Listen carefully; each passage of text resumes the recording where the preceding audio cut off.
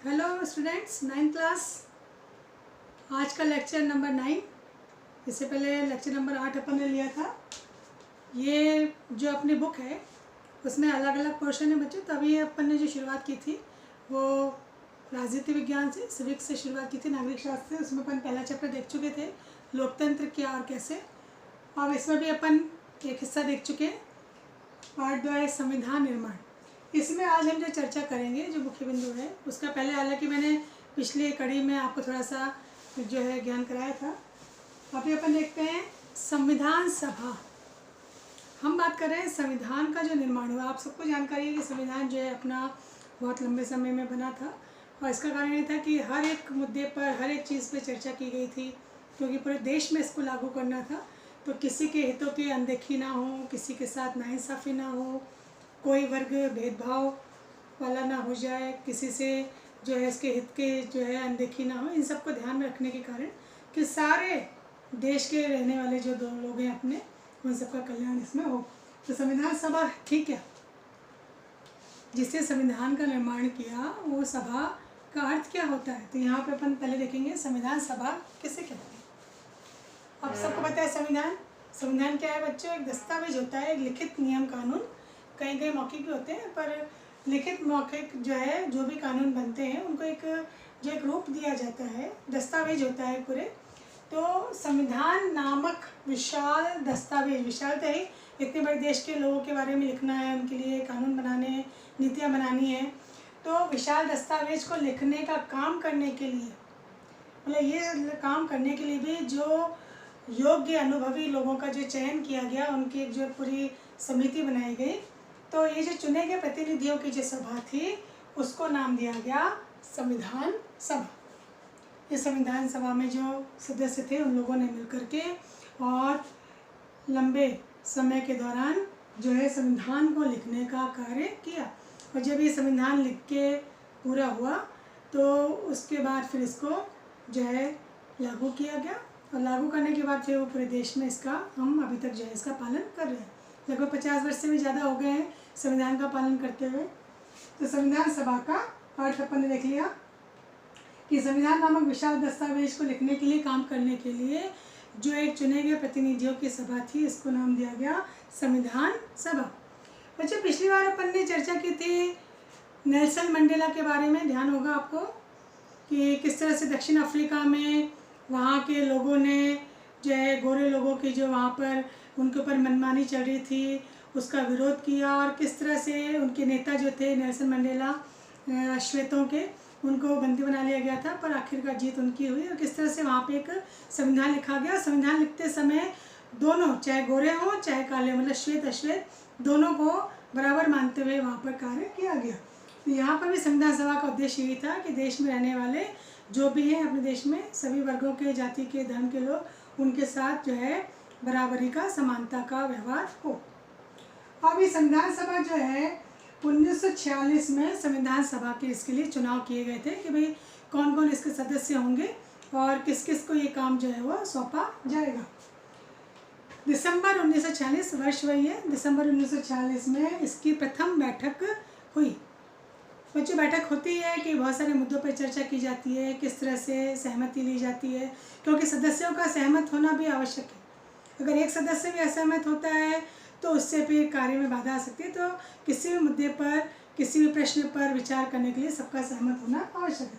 तो इसके लिए समय समय पर बैठकें की जाती हैं कि भाई अगली जो रणनीति क्या होगी, अगला एजेंडा क्या होगा, इस तरह से। फिर 299 जो सदस्य थे इसके संविधान सभा के, उनके द्वारा यहाँ पर 26 नवंबर 1949 को ये संविधान बनने का कार्य पूरा हुआ। अब पूरा हो गया, अब इसको लागू भी करना है। अभी तक बन के तैयार हुआ है, तो अगले साल 1950 में दिन वही 26 तारीख का, महीना चेंज हो गया, जनवरी, और यहाँ पे संविधान को लागू कर दिया गया। तो संविधान लागू करने के बाद बच्चों, ऐसा क्या कारण है कि हम अभी तक उसका पालन करते आ रहे हैं? क्योंकि कहीं कहीं कुछ कुछ देशों में संविधान का पालन नहीं किया गया, लोगों ने इसका पालन करने से जो है कहीं पे मना कर दिया गया, कहीं कुछ बाधाएं, मुश्किलें आई। पर हमारे देश में अभी तक इतने वर्षों के बाद भी हम संविधान का पालन कर रहे हैं। हम सभी कर रहे हैं। जो संविधान का पालन नहीं करता है वो फिर क्या हो जाता है, एक तरह से हम कह सकते हैं कि वह असंवैधानिक कार्य कर रहे हैं, संविधान के अनुसार कार्य नहीं कर रहे। तो संविधान का ये जो हम पालन कर रहे हैं, इसका कारण क्या है, हम क्यों इतने वर्षों से इसका पालन कर रहे हैं? तो कुछ इसमें कारण हम पढ़ते हैं। सबसे पहला तो देखो, यहाँ पे संविधान को बनाने वाले ये सारे जो सदस्य थे, उनमें आपस में सहमति थी, उनके विचारों में तो सहमति थी। इसके साथ साथ इस सहमति को जो प्रोटेक्शन मिला, या इसको अपन कह सकते हैं जो बढ़ावा मिला, उसको व्यक्त जो किया गया, तो ना तो सामाजिक रूप से मतलब देश में रहने वाले किसी भी सामाजिक संस्था ने, सभा ने, संगठन ने, या किसी राजनीतिक दल ने, या किसी ने भी इसका विरोध नहीं किया। जो संविधान सभा ने संविधान बनाया, उसमें सदस्यों के विचारों को तो आपस में सहमति मिली, तभी तो बन के तैयार हुआ। पर इसके बाहर भी जब ये बना, तो उसके बाद भी अपने देश में किसी ने इस तरह से इसका कोई भी विरोध नहीं किया। छुटपुट तो देखिए कहीं ना कहीं प्रस्ताव को लेकर के या किसी प्रावधान को लेकर के और विरोध हुए हैं, पर ऐसा कोई विरोध नहीं हुआ कि संविधान को लेकर के किसी ने बहुत ज़्यादा इसके खिलाफ बोला हो, तो ना ही सामाजिक रूप से और ना ही राजनीतिक रूप से। दूसरा, संविधान की वैधता का अर्थ जानते हो, एक तो होता है वैध और एक होता है अवैध। अब ये पूरी प्रक्रिया जो थी वो कानूनी थी, पूरा बाकायदा सदस्यों का चयन हुआ, उन्होंने बैठ करके कई वर्षों तक इस पर कार्य किया, तो पूरा ये कानून के अनुसार हुआ। तो वैधता है ना, संविधान जो बना वो पूरा कानूनी तरीके से बना। तो संविधान की वैधता पे सबका विश्वास है कि जो बना है वो हमारे लिए अच्छा है, और इसकी वैधता पर किसी ने सवाल भी नहीं उठाया।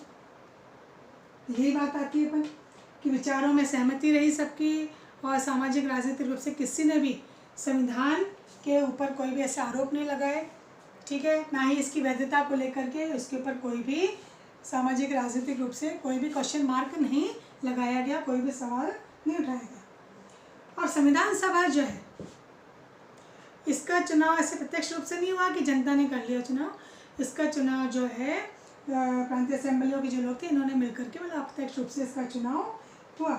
पर ये प्रतिनिधित्व किसका कर रही थी? भारत का प्रतिनिधित्व, क्योंकि भारत की तरफ से ही तो है ये लोग जो चुने गए थे और जिन्होंने संविधान सभा का जो एक रूप तैयार किया था और ये मिल करके संविधान को बना रहे थे।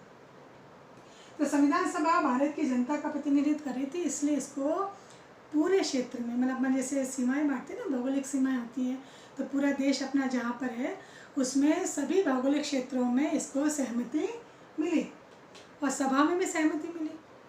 अगर अपन कहते हैं कि इसका मान लो संविधान सभा का जनता के द्वारा वयस्क मताधिकार के द्वारा चुनाव होता, तो भी इसमें जो है यही रूप रहता, क्योंकि संविधान सभा में ये जो थी, इसमें जो मुख्य रोल है भारतीय राष्ट्रीय कांग्रेस का, जिसने राष्ट्रीय आंदोलन में प्रमुख भूमिका निभाई थी, भारतीय राष्ट्रीय कांग्रेस, तो उसमें कांग्रेस में भी सब तरह के लोग थे, सभी वर्गों के, सभी जातियों के, सभी धर्मों के लोग थे।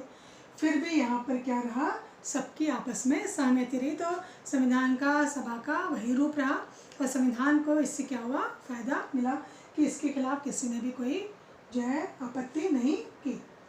फिर तीसरी बात थी कि जो भी कार्य हुआ वो बहुत ही व्यवस्थित तरीके से, सही बिल्कुल ढंग से, सिस्टमेटिक जिसको अपन कहते हैं, बिल्कुल सही तरीके से का हुआ, खुला था, मतलब सबको इसकी जानकारियाँ हो रही थी, क्योंकि इसकी जो भी कार्यवाही होती थी, जो भी वहाँ पर कार्य हो रहा है, इस समिति के द्वारा जो भी कार्य किया जा रहा है, उसकी एक एक बात का, जो भी एक शब्द वहाँ बोला जा रहा है, उन सब को वहाँ पर रिकॉर्ड किया जा रहा था, मतलब हर चीज़ एक प्रूफ के रूप में तैयार की जा रही थी।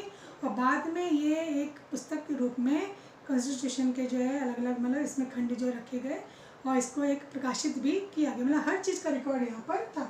तो सभा का कार्य क्या था, व्यवस्थित रूप से भी था, खुला भी था, और ऐसा प्रयास किया गया था कि सबकी सहमति इसको मिली, तो सर्वसम्मति बनाने के लिए भी प्रयास किए जाए इसमें गए थे, तो इस पे ये आधारित था। इसलिए क्या हुआ कि हम मान सकते हैं कि अभी भी हम जो है इसका पालन कर रहे हैं। तो ये संविधान सभा इसके जो बनाने के लिए कार्य किया, तो इसमें एक प्रारूप समिति का भी निर्माण किया गया, एक समिति का गठन किया गया। इसमें मुख्य जो भूमिका हम कह सकते हैं या मुख्य जो नाम ले सकते हैं वो आप सब परिचित नाम से डॉक्टर B.R. अम्बेडकर। अगर प्रश्न आता है प्रारूप समिति के अध्यक्ष जो थे, प्रमुख जो थे, मुखिया थे, वो कौन थे? B.R. अम्बेडकर। ठीक है।